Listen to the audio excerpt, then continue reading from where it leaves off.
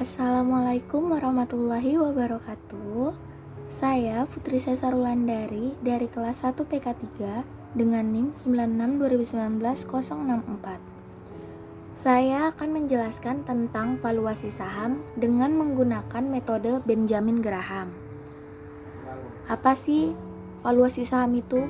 Valuasi saham adalah proses menentukan berapa harga yang wajar untuk suatu saham, bertujuan untuk mengetahui kondisi harga wajar saham, apakah dia overvalue atau undervalue. Rumus dari Benjamin Graham sendiri adalah EPS dikali dengan 7 ditambah 1G dikali government dibagi dengan AAA. 7 itu adalah konstanta, kemudian G atau grow itu adalah pertumbuhannya dibatasi maksimal 15%. Kemudian government itu tingkat risk-free rate atau obligasi pemerintah, dan AAA adalah obligasi korporasi Indonesia. Selanjutnya saya akan memberitahu bagaimana cara mencari konstantanya. Bisa dilihat pada rumus Benjamin Graham tadi konstantanya adalah 7. Nah, itu 7 didapat dari link www.marketriskpremia.com. Kemudian kita arahkan di tahun 2020 pada grafiknya. Lalu di situ risk free rate-nya menunjukkan angka 7,91. Kemudian kita bulatkan ke bawah, maka konstantanya akan menjadi 7.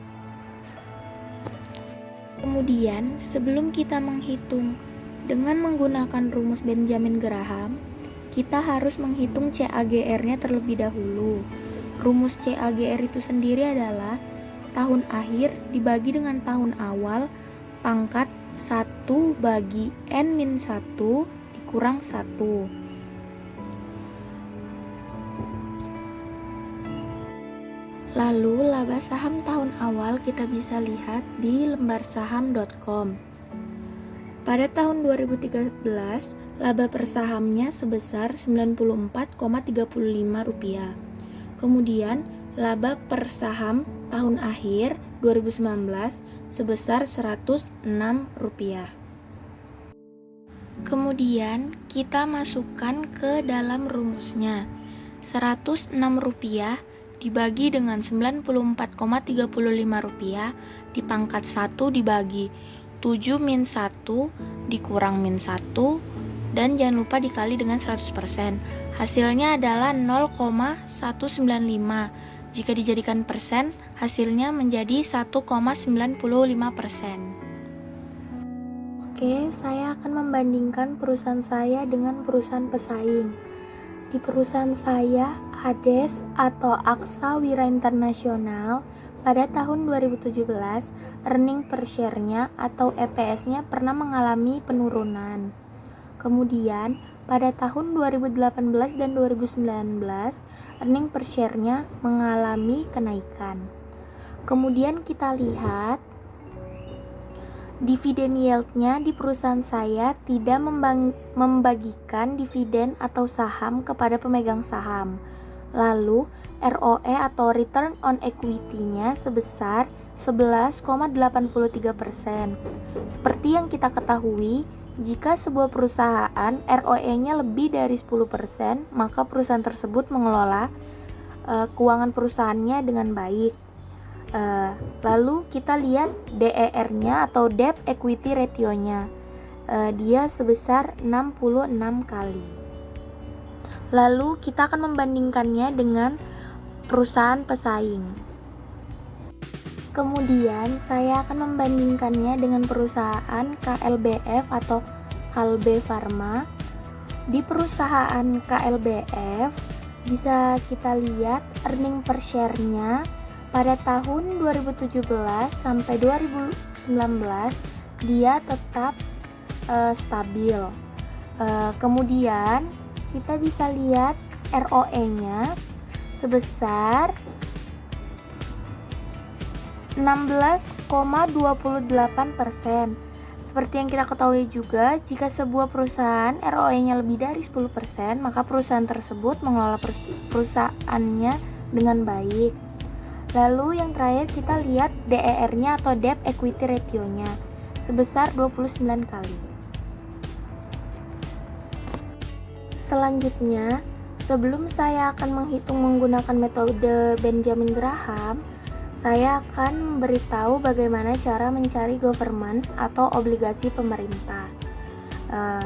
Cara mencari government atau obligasi pemerintah, kita dapat membuka link ibpa.co.id.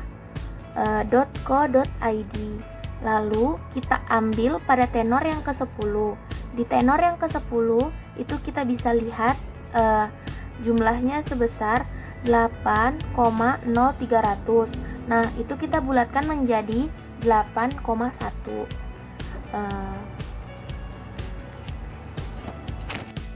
Lalu, cara mencari AAA atau obligasi korporasi Indonesia, kita bisa buka di link yang sama, yaitu ibpa.co.id.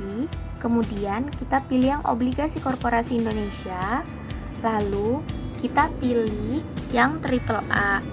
Nah, di kolom yang AAA kita ambil tenor yang ke-10. Di tenor yang ke-10 dia sebesar 114,23.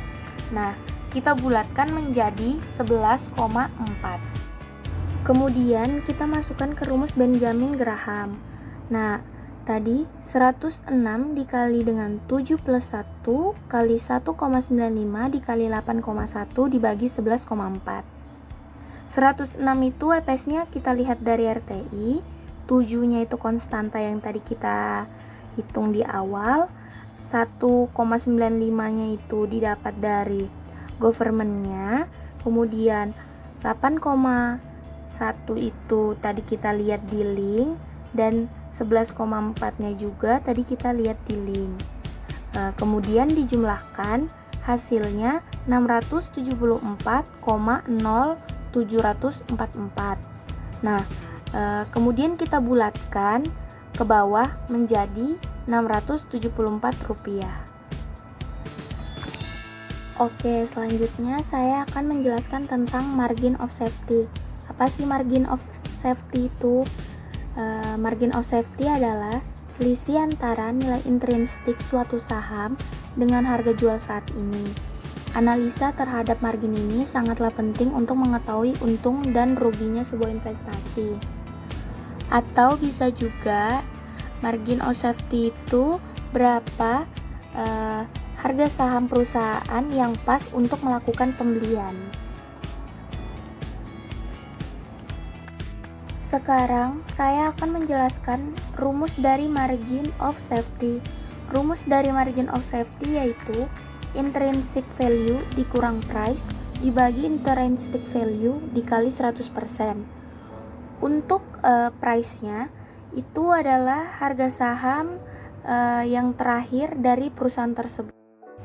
Bisa kita lihat harga saham yang terakhir pada perusahaan ADES saat ini sebesar Rp815. Langsung saja kita masukkan angkanya, Rp674 dikurang Rp815 dibagi dengan Rp674 dikali 100%. Hasilnya sama dengan minus 20%. Karena dia minus, jadi dia masuk over value. Over value itu nilai atau harga yang lebih mahal atau berlebih dari harga wajar. Jika di sini kita menerapkan margin of safety-nya sebesar 40%, maka hasilnya Rp404. Dan jika kita menerapkan margin of safety-nya sebesar 45%, maka hasilnya Rp370. Sekian penjelasan dari saya, kurang lebihnya mohon maaf. Assalamualaikum warahmatullahi wabarakatuh.